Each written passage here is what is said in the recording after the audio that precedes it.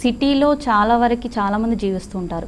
అలాగే ప్రశాంతమైన వాతావరణంలో కూడా జీవించే వాళ్ళు ఉంటారు. సో వాళ్ళ మెదడు ఎలా పనిచేస్తుంది? ఎంతవరకు వాళ్ళు ప్రశాంతంగా ఉంటారు కదా, సో వాళ్ళకి వీళ్ళకి తేడా ఏముంటుంది? Again is the same thing ఫైనల్గా. సో ప్రశాంతంగా ఉన్నారు అంటే బ్రెయిన్లో ఏ కెమికల్స్ ఏ కాన్సన్ట్రేషన్లో ఉండాలో అవన్నీ కరెక్ట్ కాన్సన్ట్రేషన్లో ఉంటాయి. దానివల్ల they lead a more peaceful life. స్ట్రెస్ఫుల్గా సిటీలో in general people think that we are more stressed because fast paced life ఉంటుంది, టార్గెట్స్ ఉంటాయి. ఈ విత్ ఇన్ నెక్స్ట్ ఈ ఫ్యూ ఇయర్స్లో నేను ఈ పాయింట్కి రీచ్ కావాలి, 10 ఏళ్లలో ఈ పాయింట్కి రీచ్ కావాలా, 20 ఏళ్లలో ఈ పాయింట్కి రీచ్ కావాలా, ఇట్లా టార్గెట్స్ పెట్టుకుంటారు కొంతమంది. సో ఆబ్వియస్లీ అట్లా టార్గెట్స్ పెట్టుకున్నప్పుడు if you meet good, if you are not able to meet then becomes problematic.